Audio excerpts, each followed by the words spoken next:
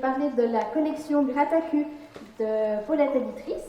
Donc Guy Chevalet et Noémie Charles, vous avez repris Paulette Éditrice en 2015 et vous en avez fait une maison d'édition engagée.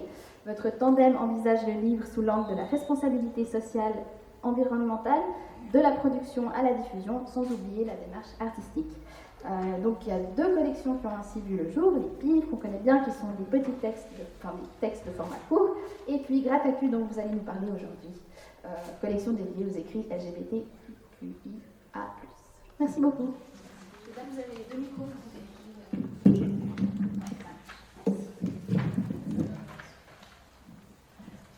Alors, d'abord, bonjour et bonjour. Merci pour l'invitation de Biblimédia d'avoir invité des représentants d'une autre partie de la chaîne du livre.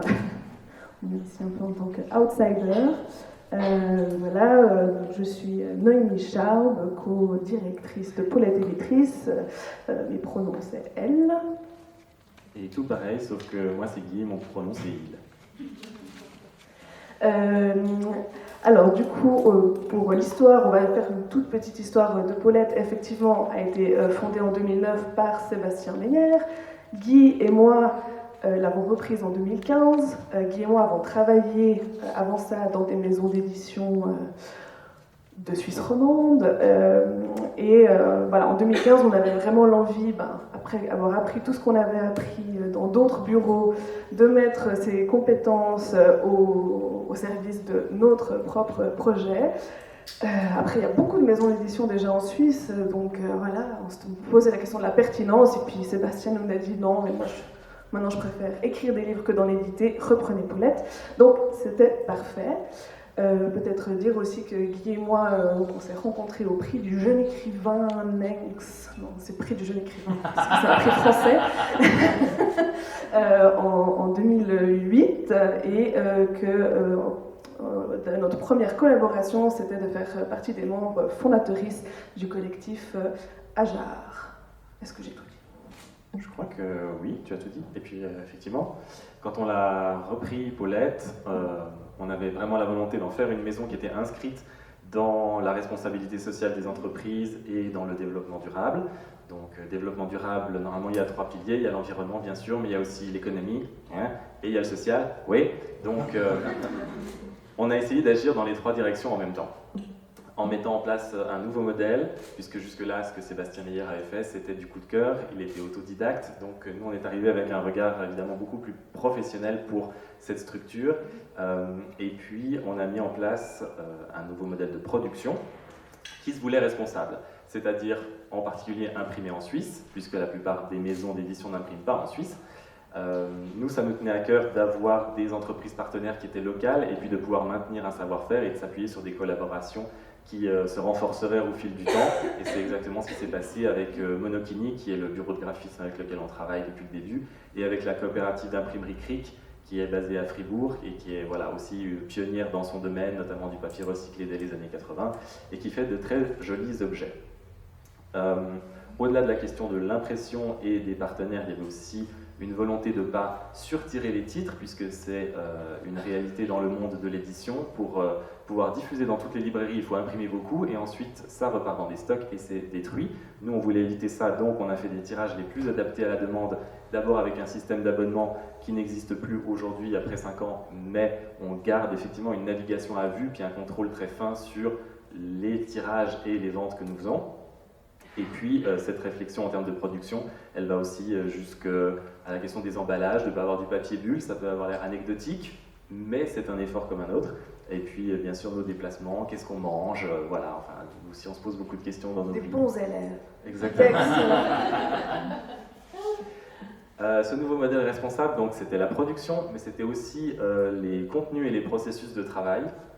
On a vu que c'était très important dans l'établissement d'un catalogue de bibliothèques, mais ça l'est aussi évidemment pour une maison d'édition qui se veut progressiste et militante. Donc on accorde une grande attention à l'intérieur des textes, à la manière dont les rapports de pouvoir peuvent être décrits et en particulier déjoués si possible, aux choix qui sont faits en termes de représentation, aux questions d'accès à la parole, et puis il y a la question qui évidemment nous concerne plus directement en tant que productrice de texte, qui est l'écriture inclusive. Là, la politique, ça a été de dire les autoristes restent libres, en fait, d'adopter leur ligne. Nous, évidemment, on suggère des choses, on pèse de toute notre influence, et puis ensuite, une fois que les gens disent non, on dit bon, bah d'accord. Voilà. Parce qu'en plus d'être bons élèves, on est sympa. Mais c'est vrai que c'est aussi une donnée, en fait, sur laquelle on a voulu travailler.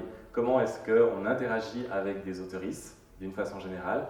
Beaucoup sortent déçus de collaboration avec des maisons d'édition. Donc on a vraiment essayé de faire en sorte que les rapports soient bons et de créer un dialogue, une vraie confiance dans le processus de travail. Et puis tout ça, on l'a mis au service d'un projet qui était la collection Les Pives. Et là, c'est à toi. Tout à fait. Déjà au tout début, en 2015, quand on a repris Paulette en main, je pense que notre première volonté, au-delà de toutes les contraintes socio-économiques qu'on s'est posées, si on a décidé de faire ce métier excellemment bien payé, c'est parce que notre première volonté, c'était vraiment le travail avec les auteurs et les autrices, d'entrer vraiment dans les chantiers éditoriaux ensemble, de réfléchir à toutes les notions que Guy a exposées avant. Et donc, le mélange de toutes ces contraintes matérielles et de nos envies a donné qu'on a fait des tout petits livres. Pour pouvoir, justement, en ménageant, toutes nos autres activités vaguement plus rémunératrices, d'avoir le temps d'aller jusqu'au bout des projets. Donc c'est pour ça, c'est une des raisons pour lesquelles on a donc fait cette collection des Pives, où tous les livres font le même nombre de pages. Une autre des raisons, c'était qu'on avait justement envie de mettre, entre autres, en avant la création contemporaine suisse, mais pas que, et qu'on avait envie de créer, en toute humilité, des lectrices de nouveautés. Et donc on s'est dit, si on fait un vrai livre de poche, avec une petite illustration sympa, ça peut peut-être aller toucher des publics qui normalement peut-être n'oseraient pas, se diraient que bon, la littérature contemporaine suisse, qu'est-ce qu'on peut, voilà. Dans notre catalogue, donc en majeure partie, c'est des autoristes donc de Suisse romande vivants et vivantes, mais on a aussi des autoristes mortes, suisse et français. Mais qu'il était déjà avant de nous connaître. Oui, il n'y a pas eu de deuil pour l'instant chez Paulette. Et on a aussi fait quelques traductions donc de l'espagnol, du grec, et puis on a aussi importé de la littérature québécoise qui, alors même aussi, Québec Édition, je ne sais pas si vous connaissez, ils sont super au niveau de la communication, de faire connaître leur littérature. Je pense qu'on aurait des leçons à prendre. Bon, mais c'est parce que nous on dit qu'on est sympa, mais ils sont encore plus sympas. Et c'est vrai que la littérature contemporaine québécoise dépend beaucoup des grandes maisons françaises, par exemple, qui les rééditent, mais c'est vrai que pour la plus petite, la création peut-être qui n'est pas complètement dans le mainstream, bref, voilà, on a décidé, on a fait des coéditions, notamment avec les éditions de Ta Mère. Mais c'est le vrai nom. Voilà, et peut-être juste pour mentionner, parce que c'est pas l'objet de notre prise de parole aujourd'hui, mais deux titres parmi les Pives, donc il y a eu 24 titres en tout. La Pive numéro 7, je mentionne Bruno Pellegrino parce qu'il vient de gagner le prix du Biomédia. pour un autre titre, Dans la vie provisoire, Dans la vie provisoire, il y a une préposition. Et donc voilà, là on peut notamment avec ce livre qui s'appelle donc Électrocuter une éléphante, qui parle des enjeux de pouvoir plutôt entre l'espèce humaine, et l'espèce les humains et les animaux. Les espèces, merci, voilà, exactement. Et puis une autre Pive, ça c'est la Pive numéro 10, de Greta Gratos, que vous connaissez peut-être, qui est donc une figure des nuits genevoises, personnage intergalactique merveilleux, qui donc a écrit le récit de la vie de Pierre-André Beau, qui est aussi Greta Gratos, et Greta se retrouve dans l'ouvrage que nous allons vous présenter. Vous voyez comme les transitions sont parfaites. On vous dira après ce qu'on vous lit exactement, mais en gros, c'est le premier ouvrage de la collection LGBTQIA+, puisque maintenant on passe dans le vif du sujet. Alors, il s'agit d'un extrait du texte Sur mes étagères de Charlotte de Menton. Claire et moi, on a emménagé dans notre maison à la fin du mois d'août de l'année dernière, après 1 an de travaux. On avait un peu peur des travaux, de se faire balader par des artisans en tant que femme, et puis on s'y est mise. Au Noël précédent, Claire m'avait offert le manuel du bricoleur, devenu au marqueur le manuel de la bricoleuse, et tout droit sorti du rayon d'Emmaüs et des années 90, avec photos d'hommes moustachus en jean, truelle à la main. On a fait venir des artisans de tous les métiers pour qu'ils nous donnent leur avis sur les travaux. Ils étaient plutôt sympas, seulement 2 étaient du genre paternaliste. Le chauffagiste, qui posait automatiquement les questions au père de Claire, venu nous donner un coup de main, et le plombier. Vous voulez poser la sortie d'eau de la douche, mais c'est pas facile ça, vous allez pas y arriver. Vous savez, c'est dangereux, il peut y avoir une fuite. Moi, je vous le pose. Au moment où il allait partir, Claire lui a dit « J'aime bien votre parfum ». Et il a répondu « Hypnotic Poison, c'est un parfum pour femme, mais je trouve qu'il me va bien ». On a réalisé une partie des travaux nous-mêmes, finalement. Le soir, plutôt que de voir des films, on regardait des tutos. Nos préférés, ceux de Leroy Merlin. On s'est lancé dans des travaux de niveau 1 marteau, et puis ensuite 2 marteaux. On a aussi cherché de l'aide dans notre entourage. Notre voisin avait envie de nous aider d'ailleurs, il nous transmettait ses conseils de l'autre côté de la haie. La perceuse fait un bruit bizarre, vous devriez huiler le mandrin. J'ai pris un ton assuré, comme si je savais ce qu'était un mandrin. Lecture du dictionnaire, c'est une pièce rotative qui permet de serrer la mèche de l'outil. Non, ça va, mais il est quand même venu voir. Le voici devant moi, mon outil dans les mains, je le regarde terminer ce que j'avais prévu de faire. Heureusement, on s'est aussi rendu compte qu'on était entouré de femmes bricoleuses qui savent enduire des murs à l'argile, manier la meuleuse et transmettre leurs connaissances. On a trouvé une électricienne pour laquelle on a joué les petites mains qui nous a expliqué les bases, comment tirer le réseau, poser une prise, une lampe, bleu, neutre, rouge, phase, jaune et vert, terre. Câble, 1,5 mm² pour les lampes, 2,5 pour les prises. Je récitais en boucle pour ne pas oublier, on s'est senti puissante.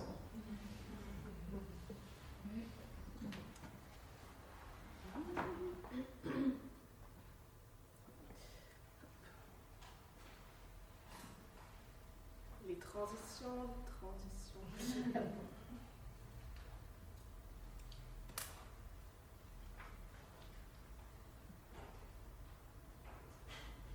Oui. Comme disait Mylène Badou, c'est gênant.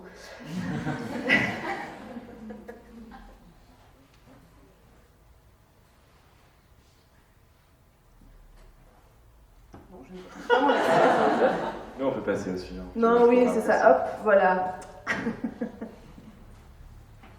Si ça va mieux, on ne sait pas.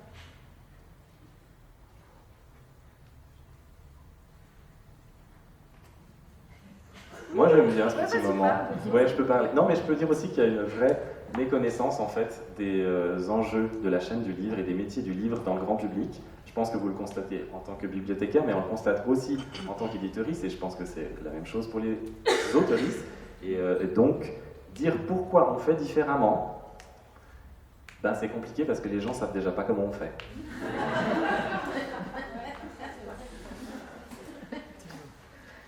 Et puis dire aussi que le premier acte militant de Paulette était de se dire éditrice.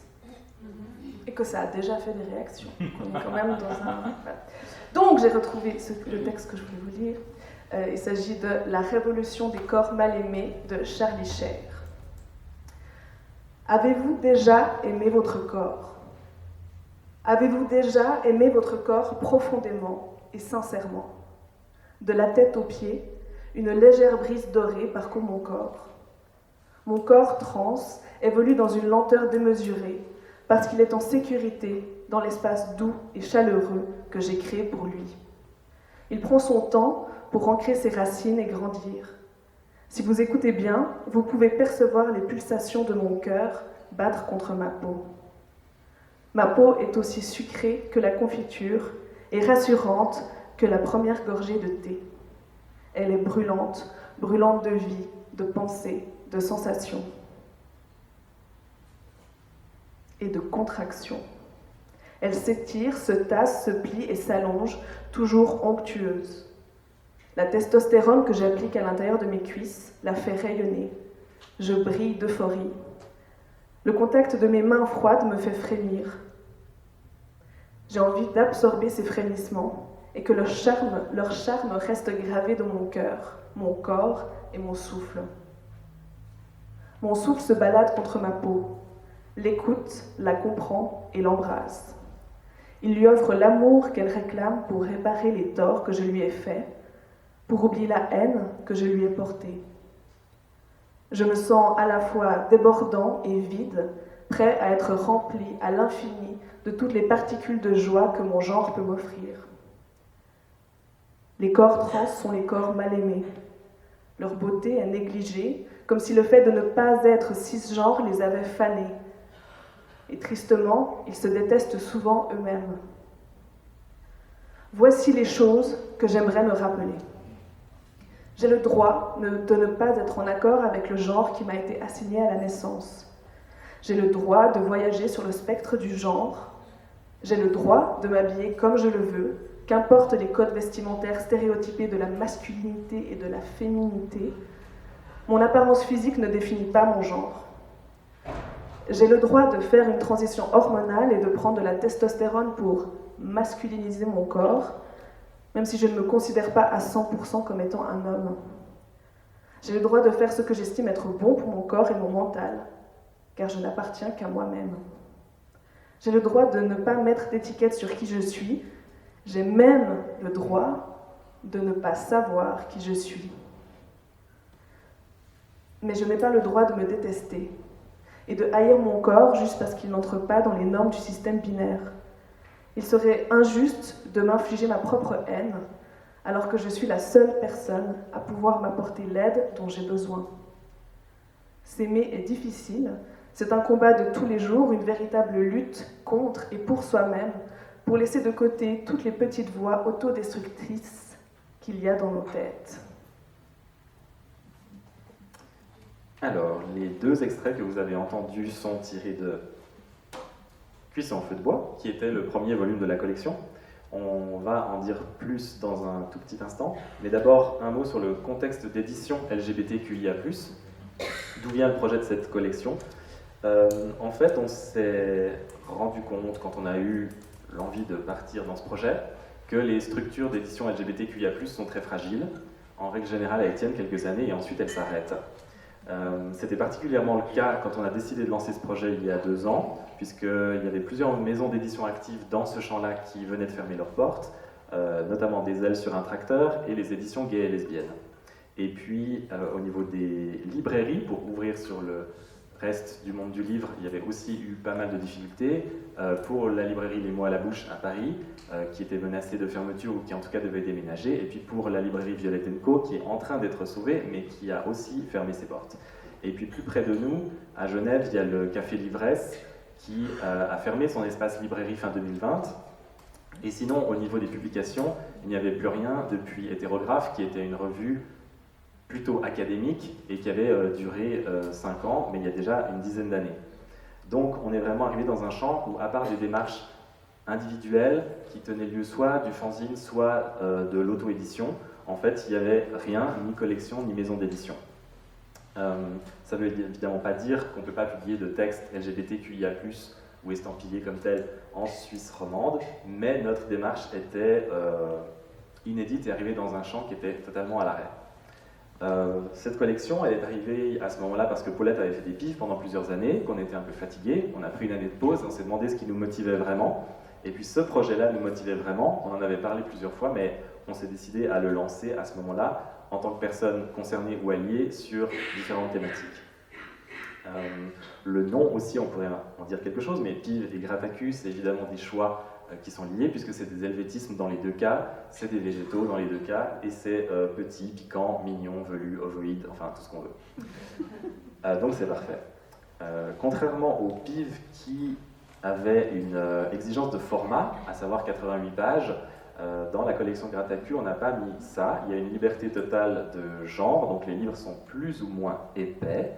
La seule chose, c'est qu'ils se caractérisent par un format qui est un vrai livre, ce qui a l'air de faire une différence pour énormément de gens. Donc, on est... Voilà. Une partie des libraires, effectivement, même si on a toujours des libraires qui nous ont soutenus en fait depuis le début, mais c'est vrai qu'on sent que d'un seul coup on est comme pris au sérieux, tout en ayant la légitimité d'avoir fait quelque chose avant. Mais voilà, on peut revenir sur ça, mais... Oui, mais ce pari dont je parlais avant de créer des lectrices de nouveautés avec tout ce que j'ai mis, mais finalement quand elles sont dans le rayon, on les trouve pas. Donc non, mais c'était quand même un pari réussi. Il y a quand même beaucoup de gens qui se sont abonnés à notre pub, etc. Mais effectivement, le changement de format ici a toute son importance. Et puis la démarche qu'on voulait pour ouvrir cette collection, c'était justement d'avoir un ouvrage pluriel. C'est pour ça que le premier résulte d'un appel aux écritures qu'on avait lancé au tout début de l'année dernière. On a reçu 76 contributions, on en a gardé 23. Chaque fois, il y a eu du travail avec les autoristes pour pousser leur texte au maximum. Et puis, ça a donné cet ouvrage à l'intérieur duquel il y a des manifestes, de la fiction, il y a, qu'est-ce que j'ai pas dit, de la poésie. Un jeu. Par une autrice qui est peut-être ou peut-être pas dans la salle. Exactement, mais ça vaut la peine de faire le jeu. Vous verrez rien si je vous le montre. Alors je vous le montre pas parce qu'en plus d'une main j'arrive pas, mais voilà. Et puis ce qui est intéressant, c'est que cette démarche évidemment a aussi suscité des questions, pas tellement de réactions haineuses. L'UDF, on n'est pas dans leur radar pour l'instant. Non, il faut attendre encore. On a noté que ça faisait de la pub. On a plutôt eu des mots d'amour en fait, de gens qui avant même de voir des livres, voilà, ressentaient de la joie à l'idée que ce projet existe. Donc nous aussi on ressentait de la joie, donc c'était très communicatif, mais on peut vous faire un fac des principales questions que les gens posent sur la collection. J'en fais juste 3. Le premier c'est « Mais moi, je suis cis hétéro, est-ce que j'ai le droit de publier chez vous ?» Donc là, on répond « Non. » Non. Non, la réponse officielle c'est « Écoutez Marie-Chantal, écoutez Arnaud Frédéric, vous avez le droit d'écrire. Mais nous, on a le droit de ne pas vous publier si on ne veut pas. » Et si on va plus loin, dans le politiquement correct, la question c'est toujours... Il y a beaucoup de Michel dans le monde de l'édition qui sont prêts à vous éditer. Oui, c'est vrai. Il y a d'autres possibilités que chez nous. Mais non, ce qui était intéressant, c'est de dire c'est le propos qui compte, en fait. Et vous pouvez avoir peut-être une chose pertinente à dire, ou pas. Et souvent, le problème, c'est pas que les gens ne sont pas concernés, c'est qu'ils sont très mal renseignés, et donc ils ne proposent pas une perspective intéressante, non seulement dans le propos, mais aussi dans l'ancrage littéraire que nous voulons pour cette collection, puisque c'est une collection qui revendique très fortement sa charge artistique. Deuxième question, mais finalement, en Suisse, vous avez un peu tous les droits, on en parle beaucoup, est-ce que c'est nécessaire ? Alors c'est vrai que la Suisse a rattrapé un certain retard sur le plan légal, qui datait... Voilà. C'est vrai qu'on arrive à faire des prides avec 30 000 personnes. Pour autant, c'est une question qui traduit une grande méconnaissance du système, puisque, comme Samia le disait en introduction, LGBTQIA+, c'est un sigle parapluie, et en réalité, les conditions de vie des personnes concernées par les différentes thématiques peuvent être très différentes, et on n'a pas les mêmes privilèges, les mêmes discriminations, suivant qu'on est de l'une ou de l'autre lettre, ou peut-être qu'on en cumule plusieurs. Donc, il faut écarter cette question. Oui, ça reste très nécessaire de faire des collections dédiées à ces textes-là. Dégommer la neutralité, pour encore une fois... Et ça conduit tout naturellement à la troisième question, qui est « Est-ce que c'est pas un peu communautaire ?» Alors, on n'est quand même pas en France, donc ce mot est moins brûlant, mais nous, il nous fait pas peur, d'abord, et puis comme le disent beaucoup de voix, la communauté, c'est pas une fin en soi, ou pas que, c'est aussi un moyen, tant que l'égalité factuelle et politique n'est pas atteinte. D'ailleurs, une collection a toujours des fondements, et donc c'est pas parce qu'on décide que c'est les thématiques LGBTQIA+, que la collection est plus fermée, soit aux gens qui écrivent, coucou Marie-Chantal, soit aux gens qui lisent, et donc au même titre que n'importe quelle autre collection. Non mais ouais, moi j'adorerais qu'un jour, je sais pas, une maison d'édition qui a une collection de voyage, ou une maison d'édition de voyage reçoive des lettres, et les sédentaires alors. C'est vrai que quand on transpose, on se rend compte souvent de l'absurdité des arguments qu'on nous donne. Ce qu'on peut dire aussi, c'est qu'on a pensé cette collection comme un point de ralliement pour les autrices et les lectrices. Dans le sens que oui, on arrive à publier des textes qui mettent en scène des personnages ou qui traitent de thématiques, ou quand on est soi-même auteuriste concerné, dans d'autres maisons d'édition suisses, on n'est pas dans un pays où effectivement il y a une forme de censure directe sur ces questions ou de pression directe. Mais néanmoins, on sait par des témoignages que les personnes en question ne sont pas forcément bien accueillies, n'ont pas forcément envie de donner leur texte dans ces cadres-là, de la même façon qu'on n'a pas envie de passer la porte d'une bibliothèque où on devine qu'on ne va pas être bien accueilli. Et puis, quel est le rôle qu'une maison d'édition qui ne comprend pas du tout les enjeux du texte va pouvoir offrir? En réalité, elle est censée donner un accompagnement sur le projet artistique, mais si le propos échappe aux personnes qui travaillent à l'intérieur de la maison, ça peut aussi être problématique. Et nous, ce qu'on voulait offrir, c'était effectivement ce cadre de confiance pour que les autoristes concernés puissent aller dans la direction voulue. Et l'autocensure, c'est quand même un phénomène qui existe aussi. Et par exemple, pour citer un autre livre qui a été récemment publié, à savoir Parade de Julien Bury, Julien nous a clairement dit « J'ai écrit ce texte en pensant à vous, et si j'avais dû le publier ailleurs, peut-être que j'aurais pas fait l'effort d'écrire le texte, ou alors je l'aurais écrit de façon radicalement différente, mais comme je savais qu'il serait bien accueilli chez vous, je me suis permis ce pas. » Et même, je crois qu'au-delà de ça, il me semble que Julien nous disait même, c'est pas que je l'ai écrit pour vous, c'est que je l'aurais pas écrit si cette si cette collection n'existait pas. Ça ne me serait pas passé par la tête, en fait, de me dire, oui, je peux avoir ce geste créatif-là sur ces thématiques. On va vous présenter le livre un peu plus tard. Et c'est une vraie réalité, une vraie nécessité, de faire émerger des voix. C'est aussi ce qu'on a voulu faire avec l'appel aux écritures du premier volume, parce que si on réfléchit, c'est pas si facile. Si comme ça, on essaye de réfléchir et de vouloir citer une autrice vivante lesbienne en Suisse romande, ouais, il n'y en a pas beaucoup. On n'arrive pas forcément à faire passer ces informations, en fait, ou alors elles sont vraiment confinées, c'est-à-dire que c'est une donnée, mais elles ne font pas partie du travail artistique, et nous, on voulait permettre à cette donnée d'intégrer le travail artistique des personnes si elles en ont envie. Encore une fois, c'est pas parce que cette collection existe que tous les textes ont vocation à l'intégrer, et à l'inverse, je n'arrive pas à savoir quel est l'inverse, mais vous avez peut-être fait le chemin tout seul. Et je crois que pour compléter, il y avait la notion de dégommer la neutralité, mais je pense aussi, alors là, en tant que maison d'édition, de dégommer l'universalité. Parce qu'on croit très fortement en tant qu'éditoriste que tous les textes qu'on publie peuvent toucher tous les publics et que toutes les personnes qui liront ces livres qu'on va vendre par millions d'exemplaires se sentiront touchés ou concernés, même si dans leur identité, a priori, il n'y a pas un lien direct. Donc voilà, dégommer cette idée de l'universalité qui voudrait que non, on ne va pas dire que telle autrice est lesbienne parce que ça enferme, alors que non, c'est des points de ralliement et ça permet situer le propos ne va pas à l'encontre de la magnifique universalité de notre belle littérature. Je me rends compte aussi qu'on a beaucoup bitché sur nos collègues et que tout ça est enregistré. Donc, puisqu'on on n'a pas dit de non, on n'a pas dit de non. Et puisqu'on est lancé, moi j'aimerais juste raconter une anecdote parce qu'on disait tout à l'heure, est-ce qu'une maison d'édition va accueillir et traiter le texte comme convenablement, en fait. Et on pourrait se dire, non mais quand même, c'est des professionnels.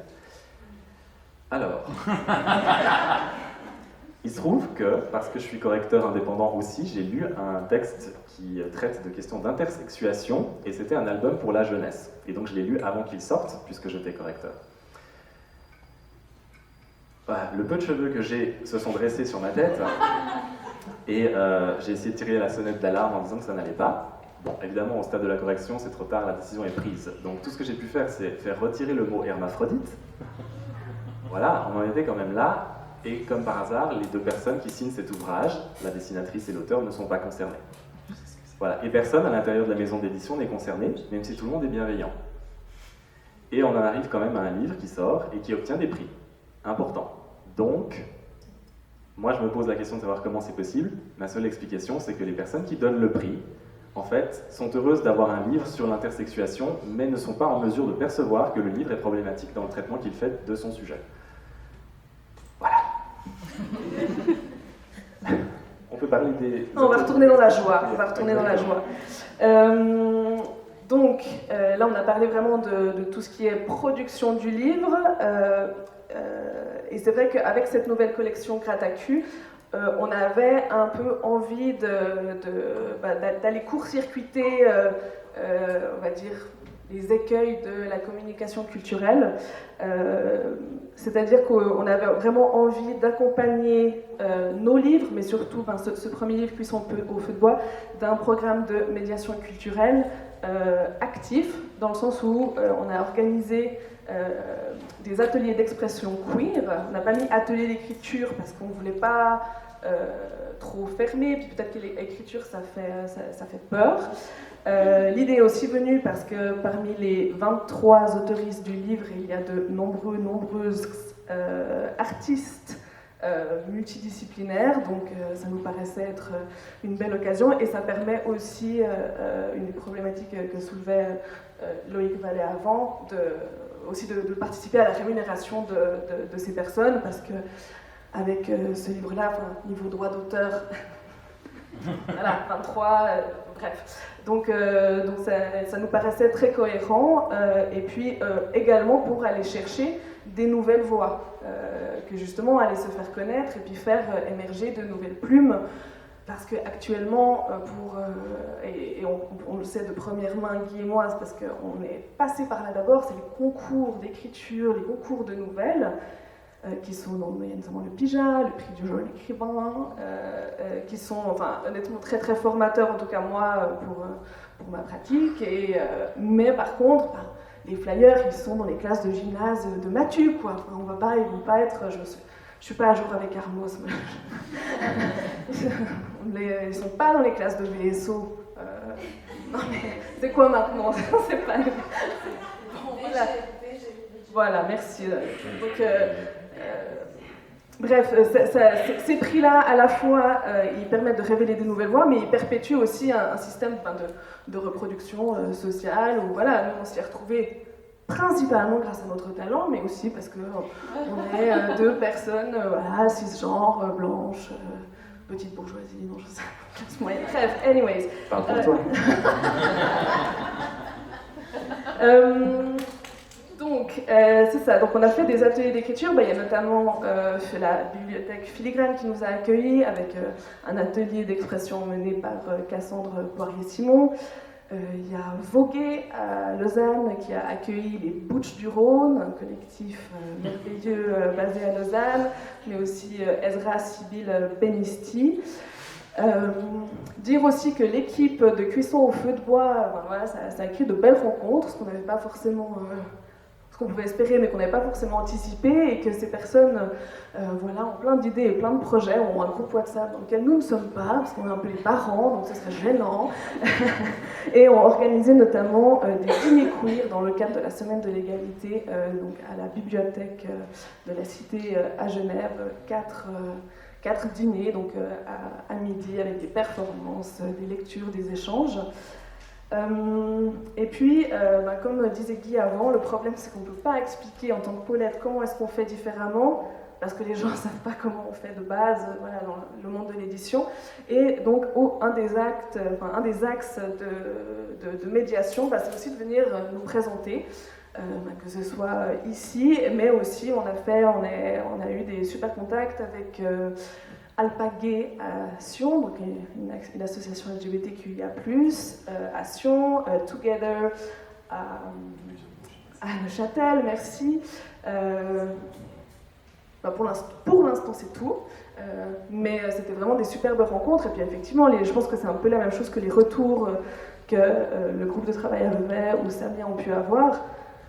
Les personnes présentes nous découvraient avec joie et bonheur en disant mais en vrai je pensais pas que ça existait, une maison d'édition comme ça, donc en Suisse romande, donc voilà, on construit aussi d'autres canaux de communication en se disant que voilà, l'événement chez Payot, etc., il n'y a pas tout le monde qui se sent en fait d'aller dans des événements comme ça, donc c'est pour ça qu'on a organisé tous ces événements. Et puis, un autre point, c'est le Röstigrapen.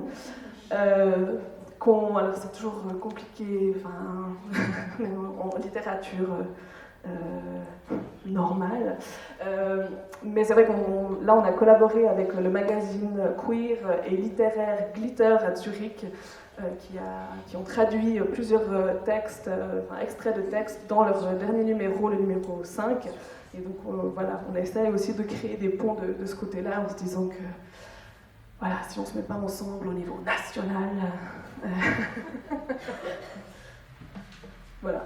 On pensait vous lire des extraits, mais ça veut dire qu'on n'aura plus le temps pour les questions. Donc peut-être qu'on vous laissera découvrir par vous-même Parade de Julien Bury, qui vient de sortir, mais aussi Quelques fleurs, Some Flowers de Romy Colomboca, qui est un recueil de poèmes bilingues français-anglais, qui est donc paru en même temps. Le vernissage aura lieu le 10 juin, vendredi prochain, à la Dispersion librairie à Genève. Et pour Parade, on peut mentionner qu'à 17h, aujourd'hui, à la librairie Basta, il y a le vernissage aussi. Et puis sinon, il y a d'autres événements de Parade, oui. Et que sinon, vous retrouvez sur notre site les autres événements. Est-ce qu'il y a des questions? Est-ce que tout est clair?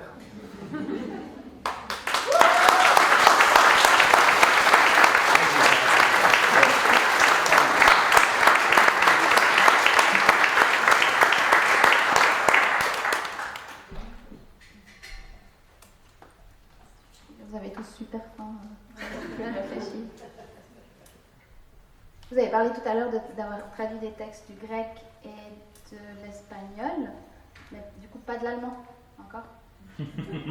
Mais à coup de pas. Non, mais c'est vraiment les rencontres aussi qui se sont faites, puisque dans les deux cas, c'est des anciennes stagiaires qui étaient par ailleurs étudiantes en traduction qui nous ont amené ces propositions. Stagiaires rémunérés. Exact. Et donc ça s'est fait comme ça. Donc c'est vrai qu'on n'est pas forcément allé chercher spontanément ces traductions, elles se sont proposées à nous. Je pense que dans les piles, il y avait déjà un esprit queer latent, et en tout cas la militance qui est la nôtre était déjà là. On s'est inquiété aussi de savoir comment on passait de ce premier projet au deuxième. Et puis notre graphiste, Nathalie Imoff de Monekini, nous a fait cette réponse très belle en disant « La cohérence, c'est vous, en fait, parce que c'est votre projet. » J'avais une deuxième question et je l'ai oubliée. Ah oui, est-ce que vous avez connaissance d'une maison d'édition comme Paulette en Suisse allemande? Parce que vous avez parlé du magazine Glitter tout à l'heure. Oui, je pense. Alors après, voilà, mes connaissances. Pardon, au Tessin. Dans les Grisons. Oui, s'ils nous écoutent. On les oublie pas. Je pense que moi je ne lis pas en tout cas la production directe, j'essaye, mais voilà.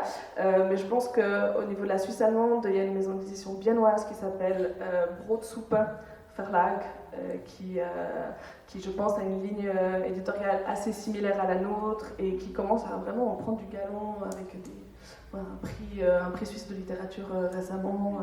Donc il y a des choses. Il faut juste que nous, en plus de nos activités, qu'on se fasse des petits tandems avec des germanophones pour encore plus créer ces liens. Je pense à certaines collègues qui ont des bibliothèques bilingues qui pourraient profiter aussi. Voilà. Est-ce que vous éditez des ouvrages pour la jeunesse? Je n'ai pas encore été voir votre... Alors, c'est pas dans notre ligne directe. Je pense qu'il y a, on parlait aussi de compétences avant, il y a aussi, je pense, des compétences particulières pour éditer des livres jeunesse. C'est quelque chose qui nous intéresserait beaucoup. Pour l'instant, c'est pas encore arrivé.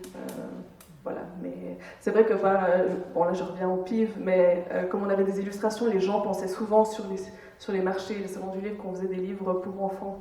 Ce qui n'est pas tout à fait le cas.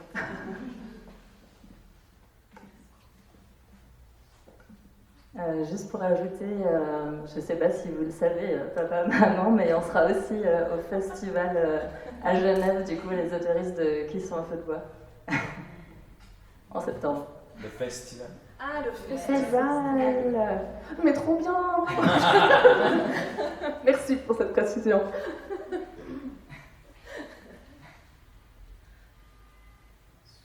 Est-ce que du coup, merci beaucoup, c'était super intéressant.